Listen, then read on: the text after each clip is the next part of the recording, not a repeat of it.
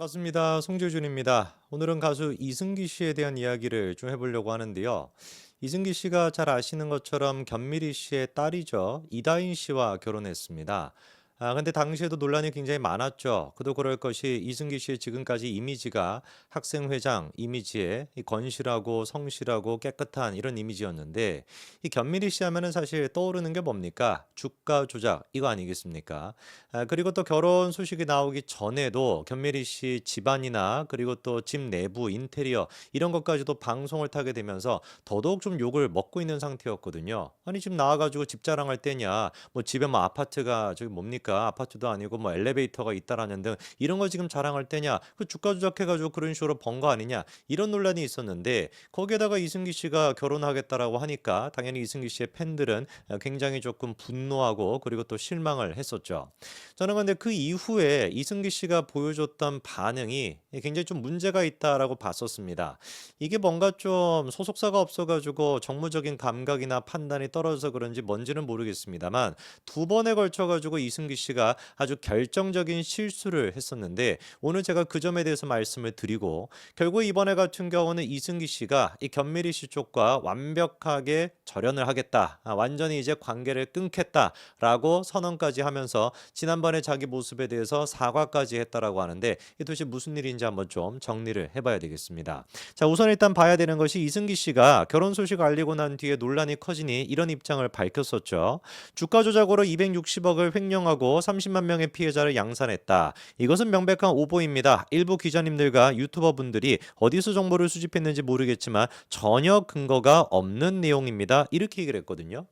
사실 그런데 견미리 씨의 그 남편분 그리고 견미리 씨 본인 스스로도 마찬가지고 주가 조작에 연루가 되어 있다라고 하는 얘기는 한두 번 나온 게 아닙니다. 뭐 구체적인 좀 수치나 숫자, 피해 금액, 피해자 수 이런 것들은 약간 좀 차이가 있다라고 할지라도 기본적으로 다 알려져 있는 내용이었거든요. 근데 이 기본적으로 다 알려져 있고 기본적인 팩트 자체를 갖다가 오보다라는 식으로 이제 얘기를 해버리니까 이렇게 되면 이제 계속해가지고 스텝이 꼬일 수밖에 없죠. 인정하는 부분은 인정을 하고 사과할 부분은 사과하는 이런 맥락으로 갔어야 되는 것인데 너무 초반부터 제가 보기에는 오바를 했던 것 같아요. 그 오바가 이어지다 보니까 이런 썰까지도 풀게 되는 겁니다. 그때도 어떤 얘기가 있었습니까? 이승기 씨 하는 얘기가 기자가 자기한테 이런 얘기를 했대요. 승기 씨, 기자들이 전화를 안 하는 이유를 알아요? 만약 논란이 사실이 아니면 기사를 쓸 수가 없거든. 근데 논란 기사를 써야 조회수가 잘 나오잖아. 그러니 기사를 쓰려고 전화를 안 하는 거예요. 이 얘기만 들어본다면 딱 어떻게 정리가 되는 거겠습니까? 야, 봐봐라. 나에 대해서 지금 쓰고 있는 기자들, 기사들 이런 것들은 다 가짜 뉴스다. 나한테 확인도 해보지 않고 마구잡이로 쓰고 있는 가짜 뉴스야.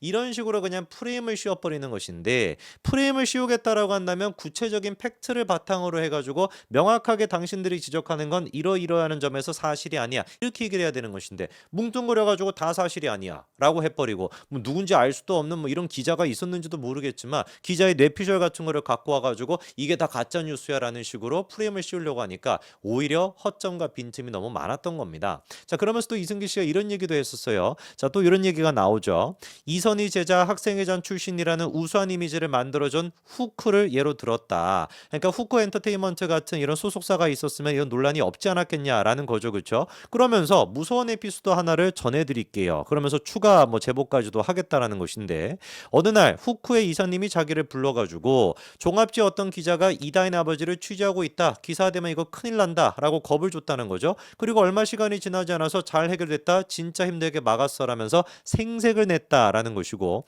그리고 난 다음에 그 이후에 후쿠에서 댓글이 달리던 종합지 기자를 찾았다. 연결이 됐고 이다인 아빠를 까줄 수 있냐라고 부탁을 받았다. 이렇게 이제 자기한테 기자가 얘기를 해줬다. 이른바 후크 라이팅을 당했다라는 거죠. 그리고 후크 쪽에서는 자기한테 갑툭튀로 선물을 요구했었고 감자탕을 즐겨 드신다던 루이비통 3층으로 자기를 불러가지고 선물까지도 사달라고 했다라는 거예요.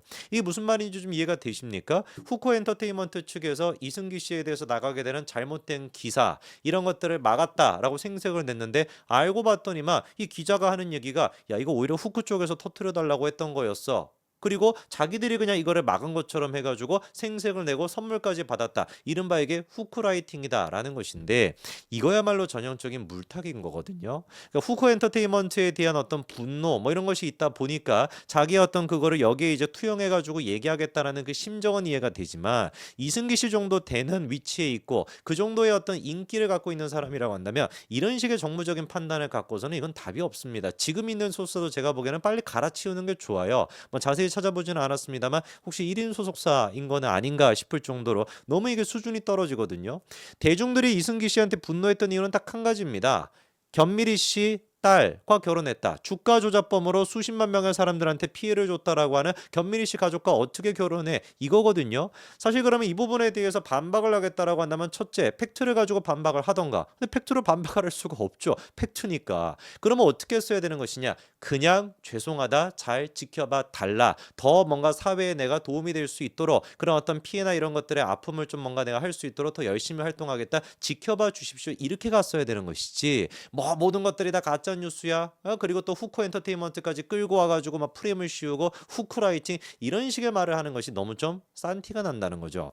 결국 그래서 그 이후에 어떻게 됐습니까? 주가 조작이 확인이 됐어요. 대법원 판결까지 나왔거든요. 구체적으로 뭐라고 나와 있습니까? 거의 한 2015년도 뭐 3월 이렇게 쭉 나와 있는데 어쩌고 저쩌고 저쩌고 해가지고 결론이 이제 뭐라는 겁니까? 대법원이 견미리 씨 또한 마찬가지로 이런 식의 주가 조작에 적극적으로 들어갔다라고 하는 거를 대법원이 확인을 해줬던 겁니다.